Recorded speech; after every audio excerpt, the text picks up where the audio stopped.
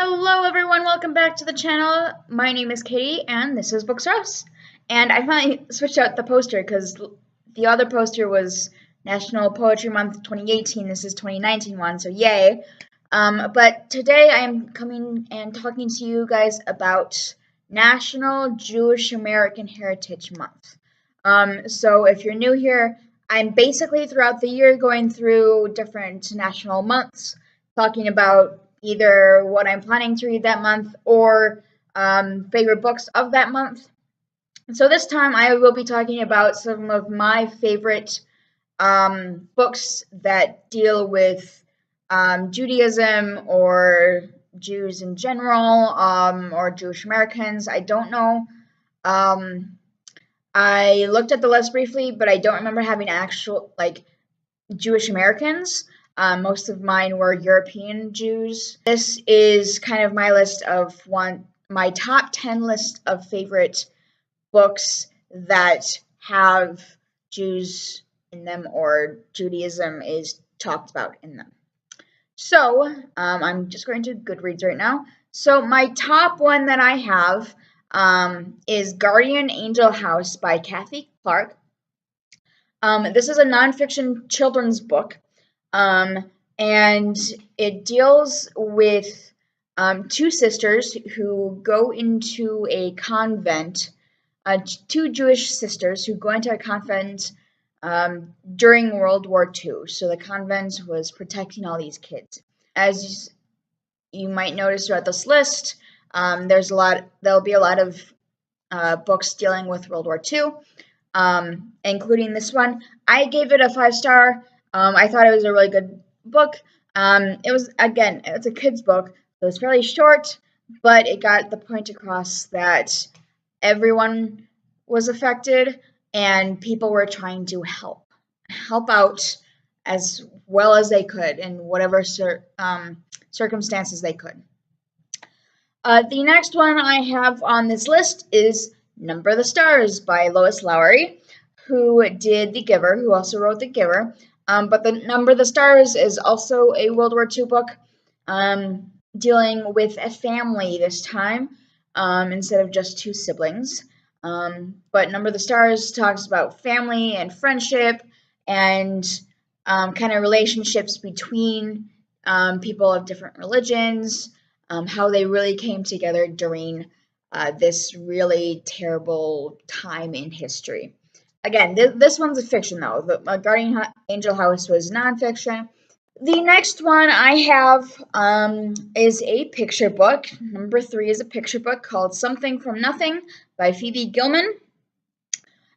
So this is not about World War II, but this is just a story about a Jewish family going day to day, year to year. This kid is given a blanket when he's born, but then the blanket kind of starts wearing out, so that they make it into a coat, and then the coat starts wearing out, so they make it into a hat, and then the hat starts wearing out, so they make it into something smaller and smaller until they make it into a button, and then the button's lost.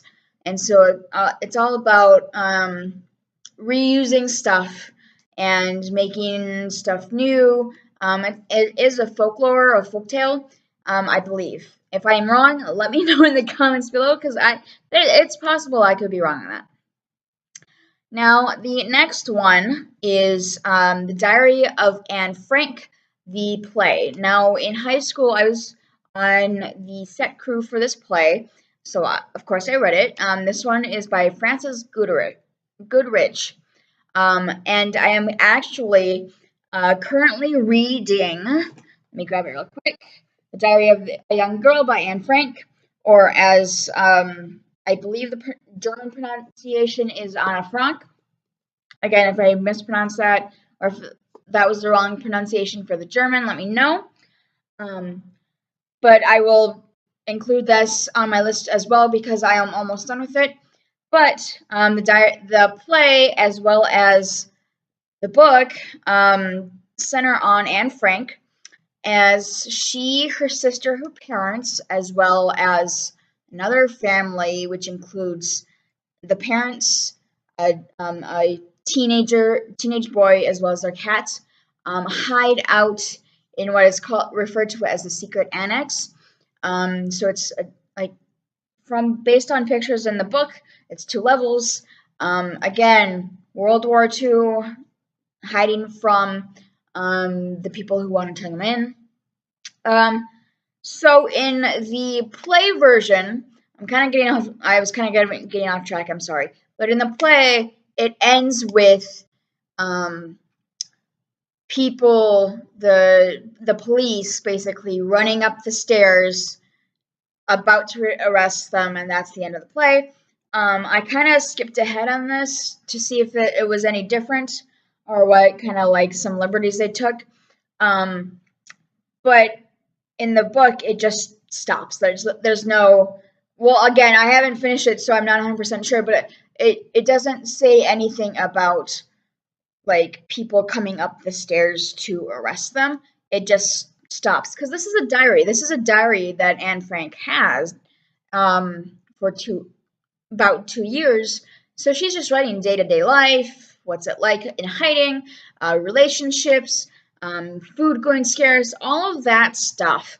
And she's like, yes, I am worried about the war. However, we are in hiding, and at least we're not going to the camps. So that's kind of the premise of it. It was like she's growing up because she's going from 13 to 15 in this.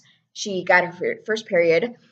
She like there's a teenage boy in the house, so she and her sister, there's no other guys in the house around their age, so they're that whole thing. So it's really interesting so far. For now, the next one on my list is The Boy in the Striped Pajamas, another children's book, another World War II book, and this one is about a boy whose father gets promoted in the Nazi regime to like a commander of some sort, so they move to right outside of a concentration camp. I don't remember which one, but then the boy makes friends with a boy across the fence who's wearing striped pajamas. If you didn't get that hint, he's Jewish and lives in the camp. So it's all about like seeing it from the boy's perspective and how he doesn't really understand what's going on, and how he's trying to figure out, he's like 7. So some 7-year-olds are really like, they know it and they know what's going on, but others are like, I'd say most, but I can't speak for all 7-year-olds. They don't always know what's going on, because the adults sometimes keep it from them. But it's a really interesting book. Definitely give it a read. Boy in Striped Pajamas, fiction book by John Boyne. The next one is Night by Eli Wiesel. It's a German name, so if I mispronounce it again, please comment in the comments below. I will fix that pronunciation. But this is an autobiography, the first of 3 of Eli's, who, as I believe he was about 10 when the book starts, and how he's taken into a chamber, or not a chamber, but a concentration camp, and kind of what happens on the way there, and then what happens there, as well as his reflections on kind of what happens. The author actually came to my campus a few years back. I didn't go for some reason, but I read this for a religions class, but I was really interested. I'm really glad I read it, because up to that point I hadn't read many books, one on World War II, 2 from a perspective of someone in the camps. The next one I have is Heroes of the Holocaust, True Stories of Rescues by Teens by Alan Zulo. Again, a teenager book that it's nonfiction. Again, about the Holocaust. You kind of see a trend here. I'm sorry I don't know any other books that work with Judaism. or that are Jewish American. Most of the ones I've read have dealt with World War II or the Holocaust some way. But anyways, Heroes of the Holocaust, this deals with teens trying to help out. So a lot of these books, these books that I've mentioned, are either from the kids' perspective or the adult perspective. And this is from the teens' perspective and how they try to help. True stories. Names might have been changed, but they're all true stories about different teams in different areas. So like Germany, Poland, Austria, all of these different areas in Germany-controlled Europe. I really liked it. Again, that was a 5-star for me, but definitely give it a read. It is an older work. I can't see I'm looking at Goodreads right now. I'm not seeing a publication date right off the bat, but the copy I have is fairly beat up. So I'm thinking early 2000s, late 90s, maybe. The next one I have is called Hannah's Suitcase, a true story by Karen Levine. So again, this follows a true story of a Holocaust museum in Japan receiving a suitcase that they don't know much about. So then a group of students tries to, a group of students sees the suitcase and says, "What is this?" And like the museum person who's there says, "I don't know." And so it's either the teacher of the class or the museum person who follows the trail back to who owned it, basically, and got in contact with a family member and kind of what happened with the museum and the family member and all of that stuff. Again, a true story, like it says in the title. And it was interesting because it was, you had the Jewish aspect of it, but you also had it in Japan because Japan was also a big part of World War II. And I think a lot of people forget about that, but that's not this video. This video is Jewish American, so we'll stick to that. And the last book that I will mention today, the last and 10th book on this list, is called The Gypsy Moon by Gilbert Morris. It is, again, the last on my list. It's also the last 5-star I gave any of these books. But this is part of a series. This is actually book 35 in a series, but I didn't know that going into it when I read it. But it reads like a single book. Like, you don't need to read the other books in order to understand it. It's explained fairly well in the book itself, as well as like there's family trees involved because every book is a different character, a different family member.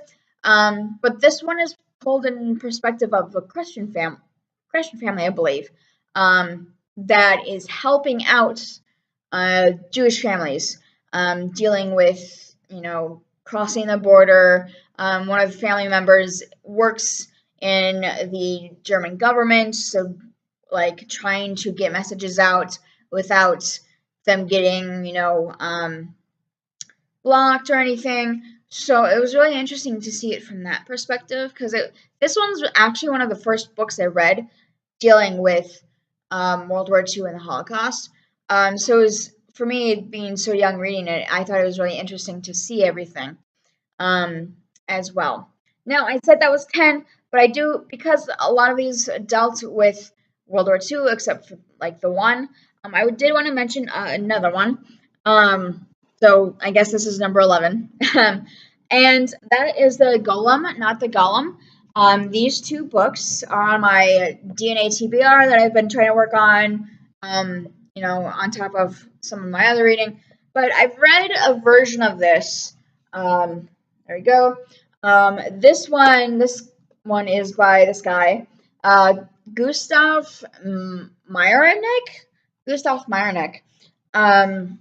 Again, German name. But this one is not World War II. This is just a traditional story. So basically it's, you can hear more about that in my other video. But basically it's about the golem who is created by a rabbi to protect his people. I wanted to mention that. I haven't read it yet, but I will be. I wanted to mention that because it's a Jewish story that doesn't revolve around the horribleness of the Holocaust. And so that is those are my 10 favorite books plus one that deal with Judaism in some way or another. If you have any books that deal with this, let me know in the comments below. I'll see if I've read them. If I haven't, I'll definitely put them on the list, hopefully. But that is all I have for you guys, and I will see you guys later. Bye.